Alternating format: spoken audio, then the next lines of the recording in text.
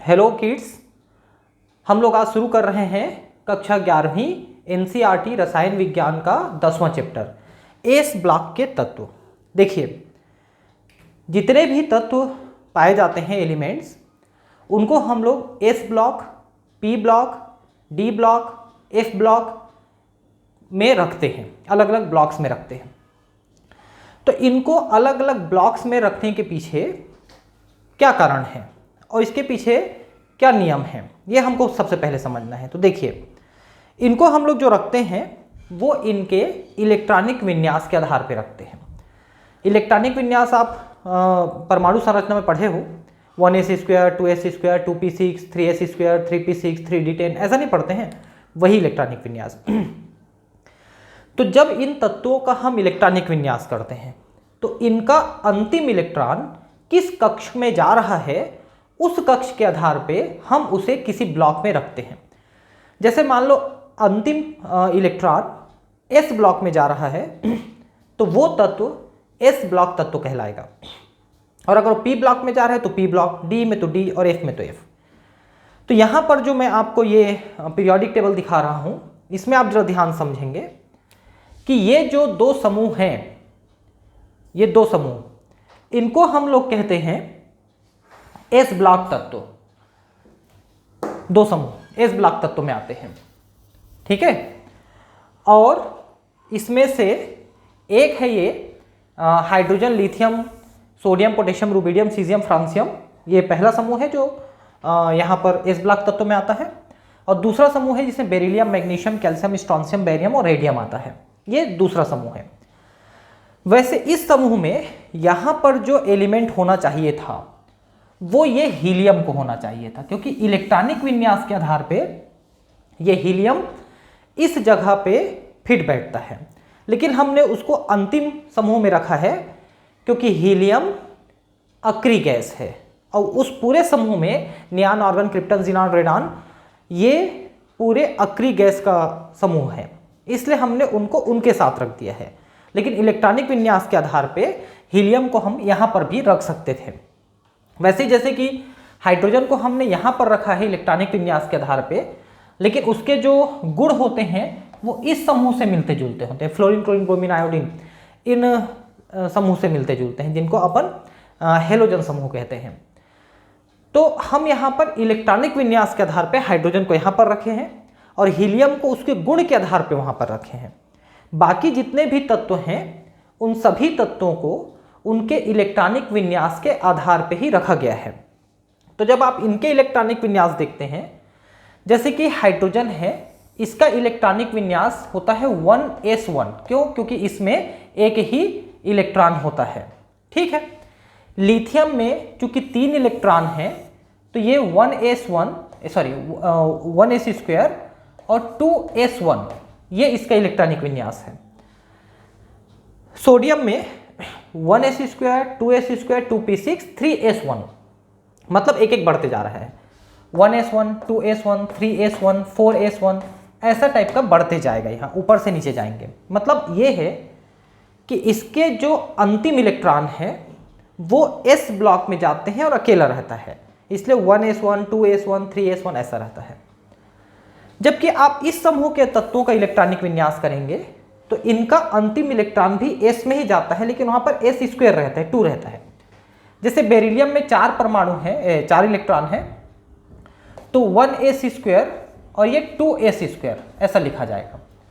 और वैसे ही मैग्नीशियम है तो यहाँ पर 12 है, तो 1s², 2s², 2p6, 3s², ऐसा लिखा जाएगा। तो इसके अंतिम इलेक्ट्रॉन में s1 रहता है, इनके अंतिम इलेक्ट्रॉन s2 में रहते हैं। तो ये दोनों समूह के जो तत्व हैं उनके इलेक्ट्रॉन, अंतिम इलेक्ट्रॉन s समूह में जाते हैं, s कक्षक में जाते हैं, इसलिए हम इनको s ब्लॉक के तत्व बोलते हैं, इन दोनों समूह को। पहला वाला जो समूह है इसको हम लोग क्षारीय धातु बोलते हैं, और दूसरे वाले समूह को हम लोग क्षारीय मृदा धातु बोलते हैं। क्योंकि जो पहला समूह, दूसरा समूह दोनों जो हैं, एक तो ये हाइड्रोक्साइड बनाते हैं, जैसे sodium hydroxide, potassium hydroxide, magnesium hydroxide, calcium hydroxide, ऐसा। तो हाइड्रोक्साइड जितने भी बनते हैं वो सभी क्षारीय प्रकृति के होते हैं, और इसलिए हम इनको क्षारीय बोलते हैं, क्षारीय धातु। और क्षारीय मृदा धातु क्यों बोलते हैं दूसरे ग्रुप को? क्योंकि इनके जो ऑक्साइड हैं वो भी क्षारीय प्रकृति के होते हैं और वे मृदा में मिलते हैं, जमीन में मिलते हैं, इसलिए हम इनको क्षारीय मृदा धातु बोलते हैं। तो ये तो आप एस ब्लॉक के तत्व देख लिए, क्योंकि इनके अंतिम इलेक्ट्रॉन एस कक्षक में जाते हैं, इसलिए हम इनको एस ब्लॉक के तत्व बोलते हैं। जो पी ब्लॉक के तत्व हैं वो उनके अंतिम इलेक्ट्रॉन पी कक्षक में जाते हैं। तो इसमें ये जो समूह हैं पूरे ये, ठीक है, 1 2 3 4 5 6 ये पूरे समूह, ये जो हैं पी ब्लॉक के एलिमेंट हैं। आपको पता है कि एस कक्षक में सिर्फ 2 इलेक्ट्रॉन हो सकते हैं, क्योंकि एस कक्षक सिर्फ एक ही चेंबर का ऐसे बना हुआ है, जबकि पी कक्षक 3 चेंबर का बना हुआ है, इसलिए इसमें 6 इलेक्ट्रॉन रह सकते हैं। डी कक्षक में 10 इलेक्ट्रॉन रह सकते हैं, क्योंकि हमारे 5 चेंबर बने होते हैं। वैसे एफ में 14 इलेक्ट्रॉन हो सकते हैं, क्योंकि 7 चेंबर के बने होते हैं। हर एक चेंबर में 2 इलेक्ट्रॉन हो सकते हैं। तो चूंकि एस कक्षक में केवल 2 इलेक्ट्रॉन रह सकते हैं, इसलिए केवल 2 समूह जो है एस ब्लॉक के समूह हो सकते हैं। पी में चूंकि 6 इलेक्ट्रॉन रह सकते हैं, इसलिए 6 समूह यहाँ पर 6 जो कॉलम है वो पी ब्लॉक के होते हैं। वैसे डी में चूंकि 10 इलेक्ट्रॉन हो सकते हैं, तो यहाँ पर 10 समूह हो सकते हैं जो पी ब्लॉक में होते हैं। तो 1 2 3 4 5 6 7 8 9 और 10, ये 10 समूह जो है पी ब्लॉक के एलिमेंट होते हैं, सॉरी डी ब्लॉक के एलिमेंट होते हैं, क्योंकि पी ब्लॉक में 6 हैं, एस ब्लॉक में 2 हैं। अब यहाँ पर देखिए कि जो एफ ब्लॉक के एलिमेंट हैं, वैसे तो इसमें 14 समूह हो सकते हैं, लेकिन यहाँ पर सिर्फ हम लोग 2 एक ग्रुप बनाए हुए हैं जिनको हम लैंथेनाइड और एक्टिनाइड कहते हैं, क्योंकि लैंथेनम के बाद वाले और एक्टिनियम के बाद वाले इसमें पूरे शामिल हैं।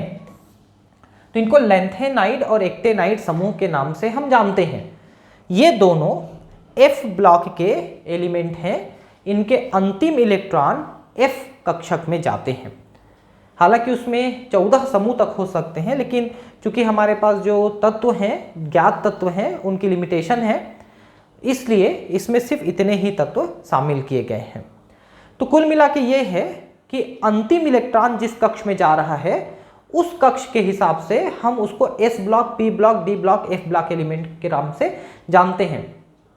आपकी जो कक्षा 11वीं है इसमें हम लोग एस और पी ब्लॉक को पढ़ेंगे और कक्षा 12वीं में हम लोग डी ब्लॉक को पढ़ने वाले हैं।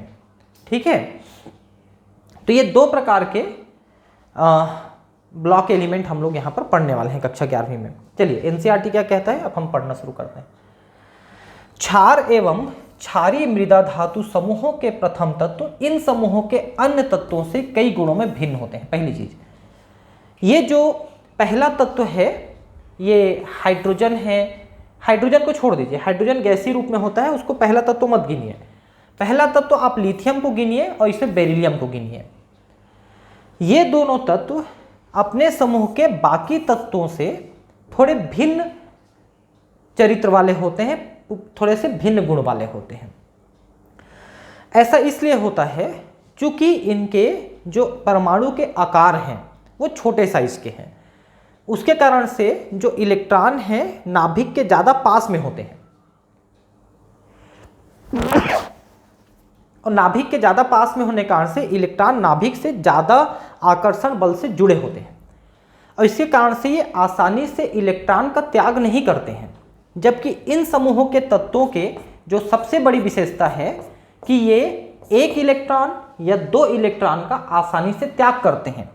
प्रथम समूह के जो तत्व हैं वो 1 इलेक्ट्रॉन का और द्वितीय समूह के जो तत्व हैं वो 2 इलेक्ट्रॉन का ये आसानी से त्याग करते हैं और ये धन आयन बनाते हैं। जैसे सोडियम का एक धन आयन आप देखे हैं, सोडियम प्लस ऐसा कि पोटेशियम प्लस ऐसा, ठीक है, लेकिन मैग्नीशियम के आप 2 धन आयन देखते हैं, वैसे ही कैल्शियम के भी 2 देखते हैं। तो ऐसा इसीलिए है क्योंकि ये बहुत आसानी से अपना 1 इलेक्ट्रॉन त्याग देते हैं या 2 इलेक्ट्रॉन त्याग देते हैं। लेकिन इनके जो पहले तत्व हैं लिथियम और बेरिलियम, इनका आकार बहुत छोटा है, इलेक्ट्रॉन नाभिक के बहुत पास में है, इसलिए ज़्यादा मजबूती से जुड़े हुए हैं और इसलिए वो आसानी से इलेक्ट्रॉन नहीं त्यागते हैं और इसलिए वो आसानी से धन आयन नहीं बनाते हैं और थोड़े से कम सक्रिय हो जाते हैं। जबकि नीचे आप जाएंगे तो जितने नीचे जाएंगे उनके इलेक्ट्रॉन त्यागने की प्रवृत्ति उतनी ज़्यादा होते जाती है और इसलिए वो ज़्यादा सक्रिय होते जाते हैं। ठीक है, और इनके विकर्ण संबंध भी होते हैं। विकर्ण संबंध का मतलब होता है कि ये जो लिथियम है अपने अगले समूह के नेक्स्ट वाले से यानी मैग्नीशियम से ज़्यादा मिलता जुलता है, और ये जो बेरिलियम है अपने अगले समूह के एल्यूमिनियम से यानी एक नीचे से, ऐसा है ना। ये देखिए ए भी एक नीचे और ये भी एक नीचे, यहाँ अगले समूह के एक नीचे वाले से ज़्यादा समानता दिखाते हैं रासायनिक और भौतिक गुण में। इसको हम विकर्ण संबंध कहते हैं, तो इसके बारे में भी हम बात करेंगे। तो पहली तो बात यह है कि लिथियम बाकी से और बेरिलियम बाकी से ये अपने गुणों में थोड़े से भिन्न होते हैं। आवर्त सारणी में एस ब्लॉक के तत्व वे तत्व हैं जिनमें अंतिम इलेक्ट्रॉन बाह्यतम एस कक्षक में जाता है। ये मैंने पहले ही आपको बताया कि अंतिम एस कक्षक में जाने के कारण से हम इनको एस ब्लॉक तत्व कहते हैं। ठीक है, 1s1 या 1s2 ऐसा। चूंकि एस कक्षक में अधिकतम 2 ही इलेक्ट्रॉन हो सकते हैं, अतः केवल 2 ही वर्ग 1 और 2 एस ब्लॉक तत्वों के अंतर्गत आते हैं। यह भी मैंने आपको पहले बताया कि एस कक्षक में चूंकि एक ही चेंबर है, 2 इलेक्ट्रॉन हो सकते हैं, इसलिए 2 ही समूह बन सकते हैं। पी कक्षक में 6 इलेक्ट्रॉन हो सकते हैं, इसलिए 6 समूह, और डी ब्लॉक में 10 इलेक्ट्रॉन हो सकते हैं, इसलिए 10 समूह वहां पर बने हुए हैं। प्रथम वर्ग के तत्व हैं lithium, sodium, potassium, rubidium, caesium और फ्रांशियम। ठीक है, और सामान्य रूप से इन्हें क्षार धातु के रूप में जाने जाते हैं क्योंकि इनके जो हाइड्रोक्साइड बनते हैं, सोडियम हाइड्रोक्साइड, पोटेशियम हाइड्रोक्साइड, ये क्षारीय प्रकृति के होते हैं, इसलिए इनको क्षार धातु के नाम से हम जानते हैं। चूंकि ये जल के साथ अभिक्रिया करके क्षारीय प्रकृति के हाइड्रोक्साइड बनाते हैं, इसलिए इन्हें क्षार धातु कहते हैं। द्वितीय वर्ग के तत्व हैं beryllium, magnesium, calcium, strontium, barium एवं रेडियम। इसमें बेरिलियम के अतिरिक्त शेष तत्व क्षारीय मृदा धातुओं के नाम से जाने जाते हैं। बेरिलियम के जो गुण हैं वो बाकी से काफ़ी अलग हैं। चूँकि इनके ऑक्साइड एवं हाइड्रोक्साइड की प्रकृति क्षारीय होती है और ये ऑक्साइड सामान्यतः भूपर्पटी अर्थक्रस्ट मतलब ऊपरी भूमि में मृदा में पाए जाते हैं, इसलिए इनको हम क्षारीय मृदा धातु के नाम से जानते हैं। ये बातें मैं आपको पहले ही बता चुका कि हम इनको क्षारीय मृदा धातु क्यों कहते हैं। क्षार धातुओं में सोडियम एवं पोटेशियम प्रचुर मात्रा में मिलते हैं। अब देखिए, लिथियम बहुत कम मात्रा में मिलता है, सोडियम पोटेशियम बहुत ज़्यादा मात्रा में मिलता है, फिर बाकी जो है रुबिडियम, सीजियम, फ्रांसियम ये भी बहुत कम मात्रा में मिलते हैं। क्योंकि सोडियम और पोटेशियम मृदा में भी मिल जाते हैं और समुद्री पानी में भी मिल जाते हैं, तो इनकी मात्रा तो काफ़ी ज़्यादा है। लेकिन ये जो फ्रांशियम है, ये फ्रांशियम चूंकि रेडियो एक्टिव है, रेडियो सक्रिय तत्व है, तो इसकी मात्रा तो लगभग नहीं पाई जाती है और इसका जो अर्ध आयुकाल है वो केवल 21 मिनट का है, 21 मिनट्स का, मतलब 21 मिनट में वो आधी रह जाएगी रेडियो एक्टिविटी कारण से। आपको बता दें कि जो रेडियो एक्टिव तत्व होते हैं वो अल्फा, बीटा, गामा कण निकालते रहते हैं और दूसरे तत्वों में परिवर्तित होते रहते हैं और अंततः वो लेड में परिवर्तित हो जाते हैं। और जब वो लेड में परिवर्तित हो जाते हैं तो उनकी रेडियो धर्मिता खत्म हो जाती है। तो शुरू में जितने रेडियो एक्टिव मटेरियल को लिया है, जैसे मान लो 1 किलो आपने लिया है, तो फ्रांसियम अगर आपने शुरू में 1 किलो लिया है तो 21 मिनट बाद वो आधा किलो का रह जाएगा और उसके अगले 21 मिनट में वो चौथाई किलो का रह जाएगा। मतलब हर 21 मिनट में वो आधी, फिर और आधी, फिर और आधी होते चली जाएगी। तो सोचिए कि चूंकि अर्धायुकाल इसकी बहुत कम है, इसलिए ये मृदा में या प्रकृति में ये बहुत कम मात्रा में पाई जाती है। सिर्फ सोडियम और पोटेशियम ही ज़्यादा मात्रा में पाए जाते हैं। देखिए, लिथियम के बारे में आपको एक चीज़ बताना है। आप ये जो मोबाइल अपने हाथ में रखे हो, जो देख रहे हो, उस मोबाइल में एक बैटरी लगी हुई है, उस बैटरी को देखना आप लोग क्या लिखा है, उसमें लिखा है लिथियम आयन बैटरी, क्योंकि उसमें लिथियम का प्रयोग हुआ है और ये बैटरी बहुत पावरफुल होती है। छोटी सी बैटरी जो है आपके मोबाइल को कई घंटे तक चलाती है। आजकल जो इलेक्ट्रिक गाड़ियाँ आ रही हैं, चाहे आप वो स्कूटी जैसी गाड़ियाँ समझ लो या बड़ी कार वगैरह देख लो, ये सब बैटरी वाली गाड़ियाँ आजकल आ रही हैं। इन गाड़ियों की जो बैटरियाँ हैं वो भी लिथियम आयन बैटरी ही होती है, क्योंकि ये ज़्यादा पावरफुल बैटरी है।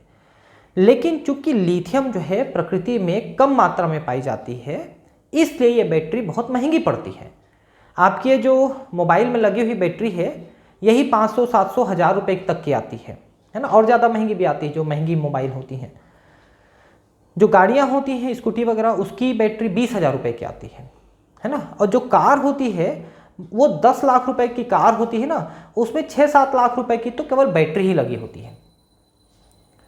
तो ये बैटरी इतनी महंगी इसीलिए है क्योंकि वो लिथियम की बनी हुई है। अगर वही सोडियम पोटेशियम की बनने लग जाए उतनी ही पावरफुल बैटरी, तो आपकी ये गाड़ियाँ बहुत सस्ती पड़ने लग जाएंगी, आधे रेट से भी कम पड़ने लग जाएंगी, जिस पे अभी काम चल रहा है। वैज्ञानिक जुड़े हुए हैं, इंजीनियर्स, और उम्मीद है कि जल्दी ही इस पे काम भी होगा और ये चीज़ें डेवलप हो जाएंगी। ठीक है, तो क्षार धातुओं में सोडियम और पोटेशियम प्रचुर मात्रा में मिलते हैं, जबकि लिथियम, रुबिडियम एवं सीजियम अल्प मात्रा में पाए जाते हैं। देखिए लिथियम, रुबिडियम, सीजियम कम मात्रा में है, लिथियम भी उसमें शामिल है ना। फ्रांशियम एक अति रेडियो सक्रिय तत्व है। फ्रांशियम के अधिकतम दीर्घ आयु काल, इसकी जो समस्थानिक है फ्रांशियम 223, समस्थानिक आप जानते होंगे, जिनके परमाणु क्रमांक तो एक होते हैं लेकिन परमाणु भार अलग अलग होते हैं, वो समस्थानिक कहलाते हैं। मतलब वो एक ही तत्व होते हैं, अलग अलग तत्व नहीं होते, एक ही तत्व होते हैं, उनको हम समस्थानिक कहते हैं। तो फ्रांशियम की 223 वाली जो समस्थानिक है, इसकी अर्ध आयु काल मात्र 21 मिनट है। मतलब इतने में वो आधी रह जाएगी 21 मिनट में। क्षारीय मृदा धातुओं की भूपर्पटीय में उपस्थिति के आधार पर कैल्शियम तथा मैग्नीशियम का स्थान क्रमशः 5वां तथा 6वां है। टोटल जितने भी तत्व पाए जाते हैं उसमें ऑक्सीजन सबसे ज़्यादा मात्रा में है पूरे भूपर्पटी में और पूरे एटमॉस्फेयर में, है ना। दूसरी जो है वो सिलिकॉन की है, एल्यूमिनियम की है, फिर मैग्नीशियम है, कैल्शियम है, ये सब चीज़ें काफ़ी ज़्यादा मात्रा में पाई जाती हैं। 5वें और 6वां स्थान है देखिए कैल्शियम और मैग्नीशियम का। स्ट्रांशियम और बेरियम की उपलब्धता बहुत कम है। बेरिलियम एक दुर्लभ धातु है। देखिए स्ट्रांशियम भी एक रेडियो सक्रिय धातु है। स्ट्रांशियम 90 जो है ये बहुत रेडियो सक्रिय है और ये जब हमारे शरीर में पहुंचती है तो किडनी, लिवर, हार्ट, ब्रेन सबको नष्ट कर देती है। और ये जो पॉल्यूटेंट निकलती है ना प्रदूषण, उनमें ये स्ट्रांशियम 90 होती हैं। जो परमाणु वाले पॉल्यूशन होते हैं उसमें तो बहुत ज़्यादा होती है। बेरिलियम एक दुर्लभ धातु है, जबकि रेडियम की मात्रा आग्नेय शैल में केवल 10 के पावर -10% है। आग्नेय शैल किसको कहते हैं? जो ज्वालामुखी से निकली हुई लावा है वो आग्नेय शैल का निर्माण करती है। उसमें रेडियम की कुछ मात्रा होती है, लेकिन कितनी मात्रा होती है? 10 के घात -10%। ये वही रेडियम है जिसमें मैडम मैरी क्यूरी ने काम किया था और उनको कैंसर हुआ था बाद में।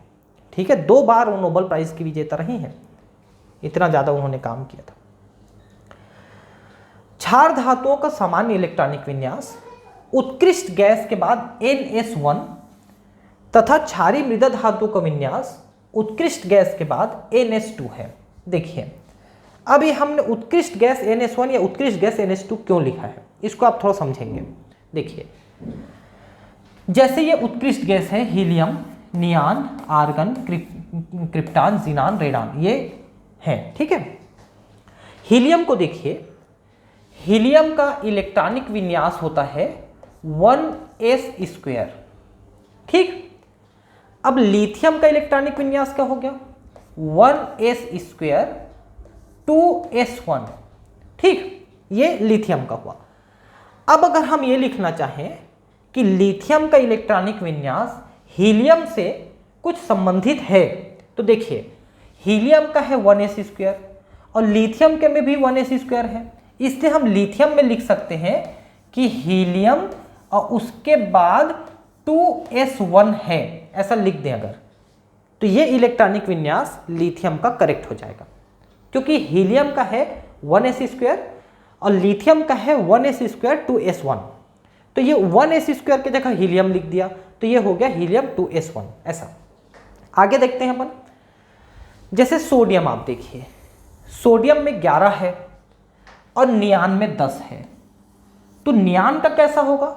नियान का होगा 1s², एक मिनट ठीक से चल नहीं रहा है ये, 1s², 2s², 2p6, ये हो गया आपका नियॉन का। देखिए 6 2 8 2 10 इलेक्ट्रॉन, ये नियॉन का हो गया। अब अगर सोडियम का लिखेंगे तो 1s², 2s², 2p6, 3s1, ये सोडियम का हो गया।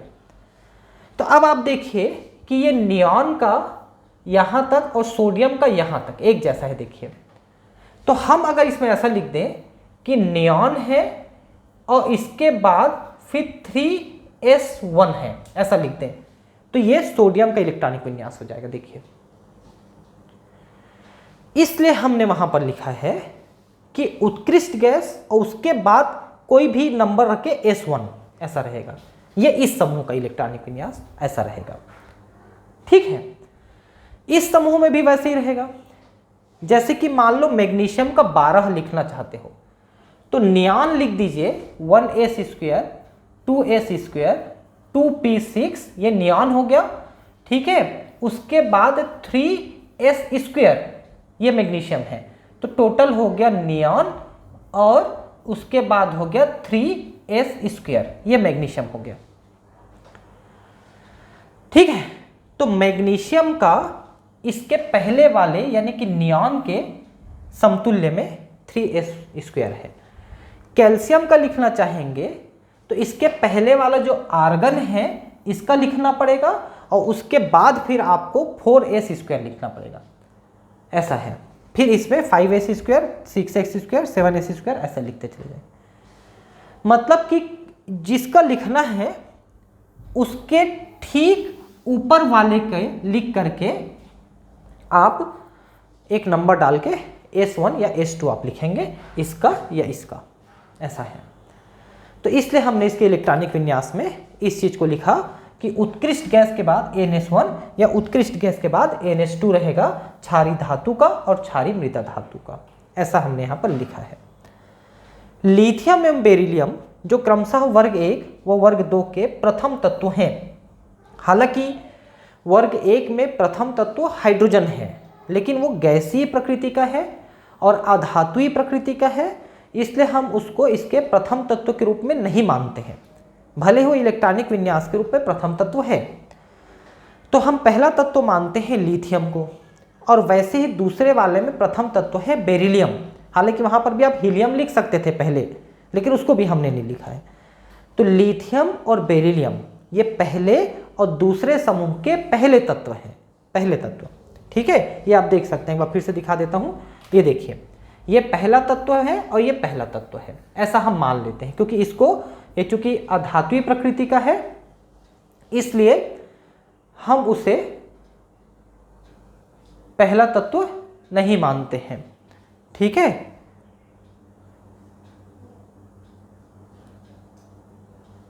एक मिनट है। तो हम ये पढ़ रहे थे कि पहला तत्व लिथियम और इसमें बेरिलियम है, जो अन्य तत्वों से थोड़े से भिन्न प्रकृति के होते हैं। ठीक है, इस असंगत व्यवहार के कारण दोनों तत्व अपने ठीक आगे वाले वर्ग के दूसरे तत्व से गुणों में समानताएं प्रदर्शित करते हैं।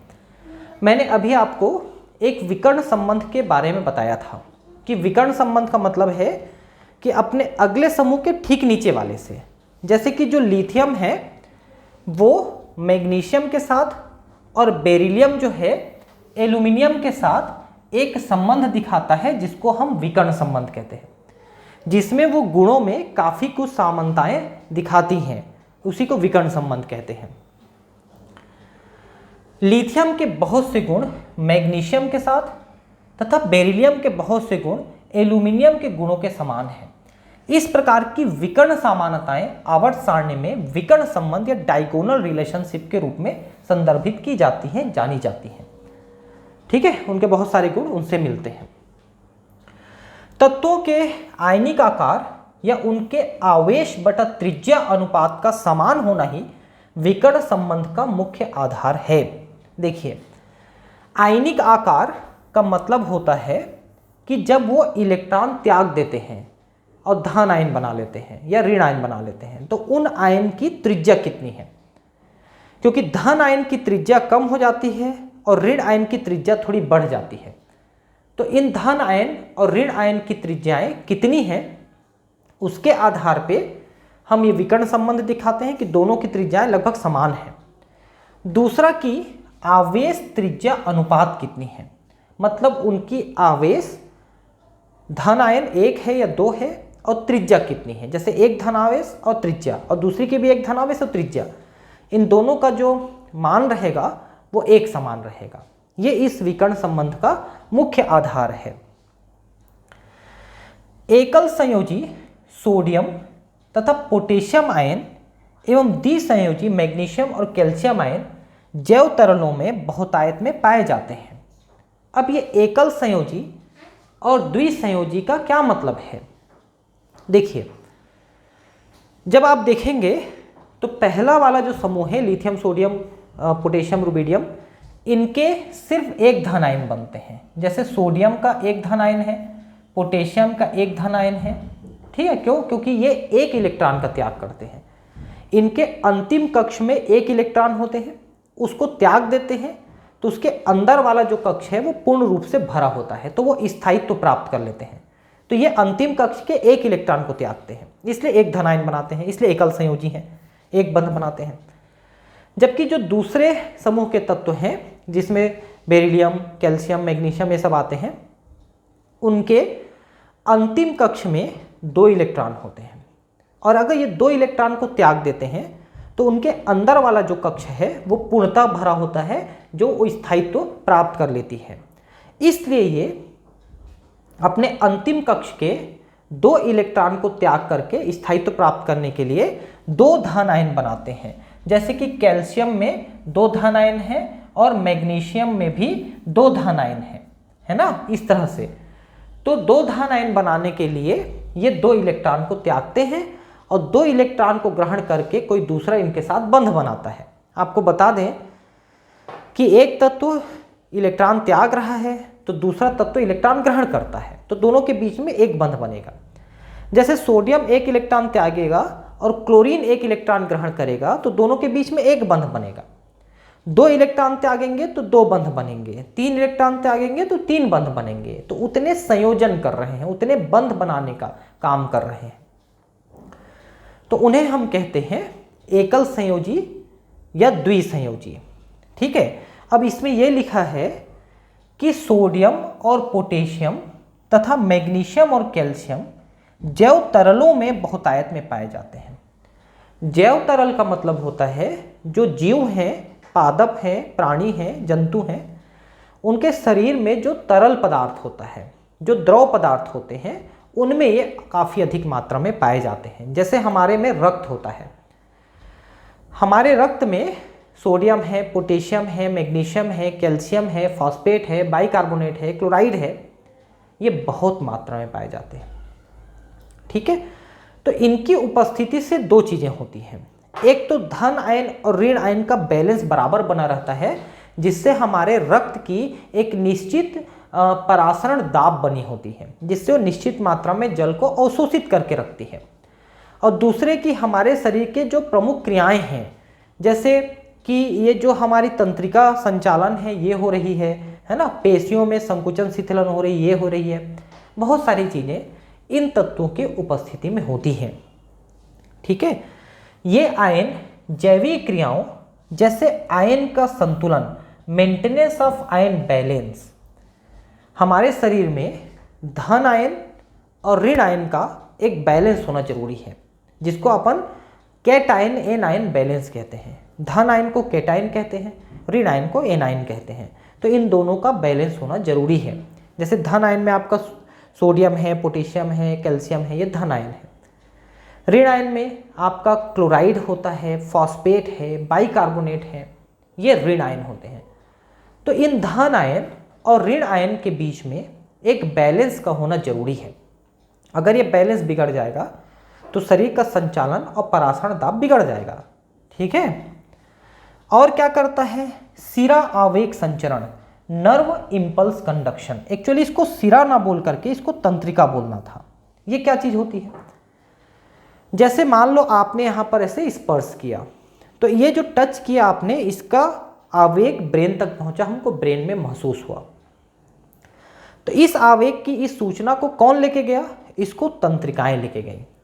फिर मस्तिष्क ने आदेश दिया कि आप हाथ को हटाइए, तो ये आदेश भी यहाँ पर तंत्रिकाएं लेके आ रही हैं।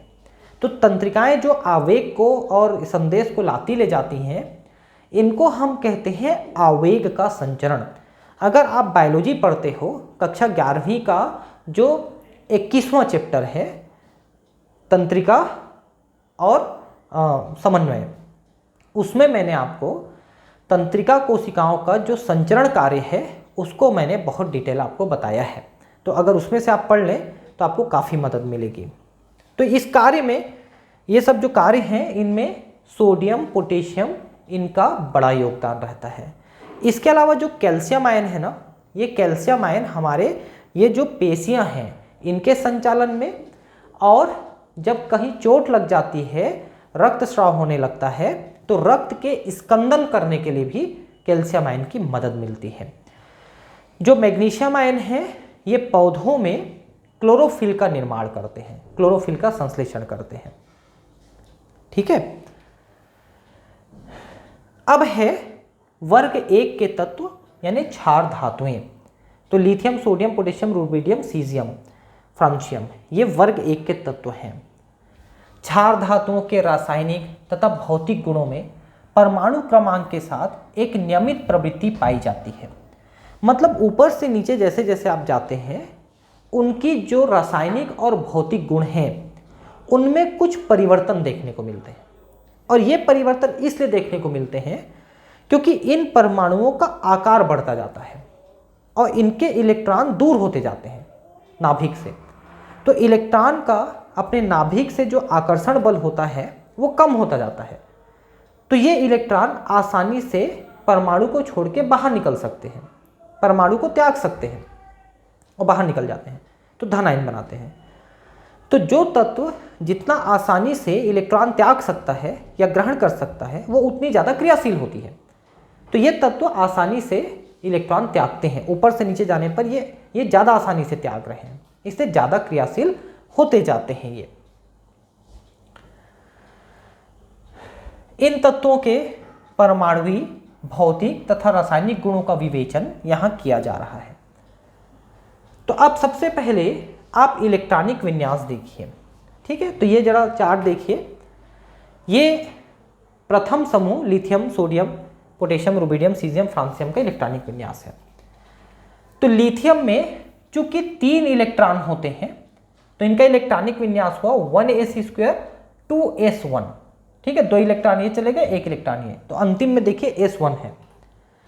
सोडियम में 11 है, इसलिए 1s2 2s2 2p6 3s1। Potassium में 19 है, इसी तरह से बढ़ता जाएगा। तो यहां पर आप देखिए 2s1 है, ये 3s1 है, ये 4s1, 5s1 और ये 6s1 और ये 7s1, ये होता चला जा रहा है। तो एक एक जो कक्ष है वो बढ़ता जा रहा है। तो जब कक्ष बढ़ेंगे तो इलेक्ट्रॉन दूर होते चले जाएंगे, लेकिन किसी भी स्थिति में ये अपना अंतिम कक्ष का ये इलेक्ट्रॉन त्यागना चाहते हैं। जब ये इलेक्ट्रॉन त्याग देंगे तो इनके अंदर वाला जो कक्ष है ये पूर्ण भरा हुआ कक्ष है, और पूर्ण भरे हुए होने के कारण से ये अधिक स्थायित्व को प्राप्त कर लेता है, क्योंकि पूर्ण भरे हुए कक्ष जो होते हैं वो अक्रिय गैस जैसे हो जाते हैं और वो स्थायी हो जाते हैं। लेकिन वो जो 1 इलेक्ट्रॉन देंगे उस इलेक्ट्रॉन को कोई ग्रहण करेगा तब तो देंगे, और किसी ने उस एक इलेक्ट्रॉन को अगर ग्रहण किया है तो उसका सीधा मतलब है कि वो एक इलेक्ट्रॉन ले करके उसके साथ बंध बना लिया है। जैसे सोडियम का लेता है क्लोरीन तो सोडियम क्लोराइड बन जाएगा, या पोटेशियम क्लोराइड बन जाएगा।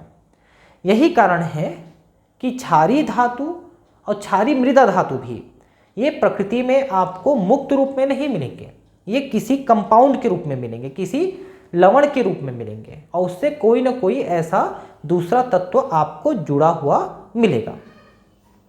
इसका ये मतलब है। तो ये इलेक्ट्रॉनिक विन्यास आपने देखा कि अंतिम इलेक्ट्रॉन इसमें S1 ही रहता है, 2s1, 3s1, 4s1, 5s1, 6s1 और 7s1। ये ऐसा इलेक्ट्रॉनिक विन्यास इनका है। सभी क्षार धातुओं के तत्वों में एक संयोजी इलेक्ट्रॉन होता है। एक संयोजी इलेक्ट्रॉन हमने क्यों कहा? क्योंकि वही जो एक इलेक्ट्रॉन है उसी को ये त्याग देते हैं और एक संयोजन बनाते हैं, एक बंध बनाते हैं, इसलिए इनको एक संयोजी तत्व कहते हैं। तथा अंतिम दूसरे कोष की उत्कृष्ट गैस की संरचना होती है। तो दूसरे कोष की यानी कि इसको छोड़ दें तो इसके अंदर वाला जो है, जैसे ये हीलियम जैसा है, ये नियॉन जैसा है ना, ये आर्गन जैसा है, फिर क्रिप्टॉन जैसा है, ऐसा करके फिर जिनान जैसा है।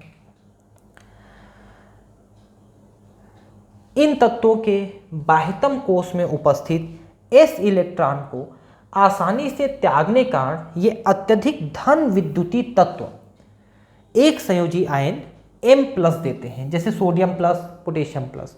और यहाँ पर लिखा है धन विद्युतीय तत्व। देखिए, वे तत्व जो इलेक्ट्रॉन को आसानी से त्यागते हैं वो धन विद्युतीय तत्व कहलाते हैं, और वे जो आसानी से इलेक्ट्रॉन को ग्रहण करते हैं वो ऋण विद्युतीय तत्व कहलाते हैं। जैसे हैलोजन जो है, फ्लोरीन, क्लोरीन, ब्रोमीन, आयोडीन, ये सबसे ज़्यादा पावरफुल ऋण विद्युतीय तत्व हैं। ठीक है, जबकि पहला वाला जो समूह है लिथियम, सोडियम, पोटेशियम, रुबिडियम, ये सबसे पावरफुल धन विद्युतीय तत्व है। इसलिए इन दोनों का संयोजन बहुत आसानी से होता है। भाई एक आसानी से देने वाला है, एक आसानी से लेने वाला है, तो दोनों का संयोजन बहुत अच्छे से बनेगा, देने और लेने वाले का। और ये एक ही धन आयन बनाते हैं, क्योंकि अंतिम इलेक्ट्रॉन एक ही है, अंतिम कक्ष में उसी को देते हैं। अतः ये प्रकृति में मुक्त अवस्था में नहीं पाए जाते हैं और ये जुड़े हुए होते हैं किसी दूसरे तत्व के साथ। तो ये आपने देखा। अब है परमाणु तथा आयनिक त्रिज्या।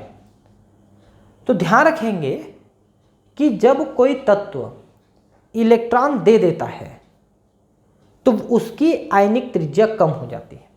इसके पीछे दो कारण हैं। देखिए, पहला कारण यहां पर आप समझिए कि जब आप ये अंतिम कक्ष के इलेक्ट्रॉन दान कर देते हो तो इसका एक कक्ष कम हो गया।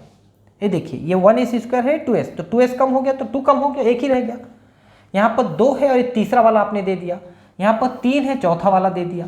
तो जब अंतिम वाला आप दे देते हो तो वैसे भी एक कक्ष कम हो जा रहा है, तो उनकी दूरी कम हो गई, तो उसकी आयनिक त्रिज्या पहले तो इस कारण से कम हुई। दूसरा कारण यह है कि चूंकि आपने एक इलेक्ट्रॉन दे दिया तो उसमें इलेक्ट्रॉन की संख्या कम हो गई, लेकिन प्रोटॉन की संख्या तो बराबर है। जैसे कि मान लो सोडियम में शुरू में इलेक्ट्रॉन और प्रोटॉन दोनों 11-11 थे, आपने एक इलेक्ट्रॉन दे दिया तो अब उसमें प्रोटॉन तो 11 रह गए लेकिन इलेक्ट्रॉन हो गए 10। तो 11 प्रोटॉन मिलके 10 इलेक्ट्रॉन को ज़्यादा पावर के साथ खींचेंगे, तो पहले यहाँ पर जो इलेक्ट्रॉन थे वो भी खींच के थोड़े पास आ जाएंगे। ये वाले समूह, ये वाले इलेक्ट्रॉन या ये वाले इलेक्ट्रॉन, जब आप इस इलेक्ट्रॉन को दे देते हो तो इस इलेक्ट्रॉन को, इस इलेक्ट्रॉन को, इस इलेक्ट्रॉन को वो और पावरफुल होकर खींचता है, तो थोड़ा ये और पास आ जाते हैं। तो एक कक्ष वैसे भी कम हो गया, उसके कारण से छोटा हुआ, और दूसरा कि उसके अंदर वाले कक्ष को भी खींच के जरा पास में ले आया कि इसको कोई और मत निकाल ले। तो दो कारणों से धन आयन की आयनिक त्रिज्या परमाणु की तुलना में काफ़ी कम हो जाती है, क्योंकि परमाणु कक्ष कम भी हो जाते हैं, और दूसरा कि केंद्र के धन आवेश के द्वारा वो ज़्यादा शक्ति के द्वारा खींचे जाते हैं और वो छोटी हो जाती हैं। ठीक है। क्षार धातुओं के परमाणुओं का आकार आवर्त सारणी के किसी विशेष आवर्त में सर्वाधिक होता है। अब परमाणुओं का आकार जो है अपने आवर्त में सबसे अधिक होता है। आवर्त का मतलब क्या है? देखिए, आवर्त का मतलब होता है ये, ऐसे को आवर्त कहते हैं, ऐसे को, ये आवर्त है। तो इनमें इनकी परमाणु त्रिज्या सबसे ज्यादा है। क्यों? क्योंकि परमाणु के कक्षकों की संख्या तो उतनी ही है, जैसे इसकी, इसकी, इनकी, इनकी, इनकी, इनकी, इनकी, इनकी, सभी की कक्षकों की संख्या समान है। लेकिन प्रोटॉन और इलेक्ट्रॉन की संख्या बढ़ गई तो उनका आकर्षण बल बढ़ने के कारण से ये छोटे होते चले जाते हैं। मतलब लिथियम से छोटा बेरिलियम, इससे छोटा बोरान, इससे छोटा, मतलब इनकी छोटी होती चली गई। वैसे इनसे छोटा ये, इससे छोटा ये, इससे छोटा ये, क्योंकि कक्षकों की संख्या समान है। आप देखिए ना, यहां पर आपने यहां पर क्या लिखा है, यहां पर आप लिखे हैं 2s1 2s2, है ना, फिर यहां पर 2p1 2p2 2p3 2p, तो सभी में 2 2 2 लिखा है। आपने देखिए 2s और 2p, तो 2 ही रह गए। यहां पर 3 लिखा है तो 3 3 3 3 3 3 3 3 3, चाहे s है या p है, लेकिन 3 के अंदर ही है। 3 कक्षक, पहले 2 कक्षक, फिर 3 कक्षक, फिर 4 कक्षक, फिर 5 कक्षक, ऐसा। तो इसमें कक्षकों की संख्या तो समान है ना, लेकिन परमाणु में इलेक्ट्रॉन और प्रोटॉन की संख्या बढ़ गई, उससे कारण से उनका आकर्षण बल बढ़ गया, जबकि कक्ष नहीं बढ़े। कक्ष अगर एक ज्यादा हो जाते तो दूर हो जाते, लेकिन और पास में आ जा रहा है, इसलिए इनकी जो परमाणु त्रिज्या है वो छोटी होते चली जाएगी। आवर्त में आगे बढ़ने पे छोटी होती है, लेकिन नीचे जाने पे बड़ी होती है, क्योंकि परमाणु के कक्षकों की संख्या बढ़ती है नीचे आने पर, बाजू में जाने पर नहीं बढ़ती है।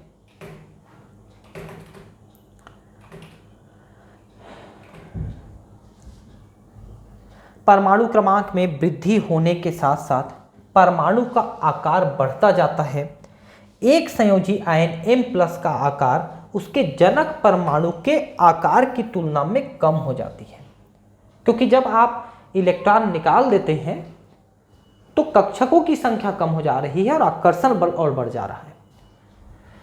क्षार धातुओं की परमाणु तथा आयनिक त्रिज्या वर्ग में ऊपर से नीचे जाने पर बढ़ती है, ऊपर से नीचे जाने पर बढ़ती है, साइड में जाने पर घटती है। अर्थात इनका आकार लिथियम से सीजियम तक बढ़ता है। ठीक है। अब इनके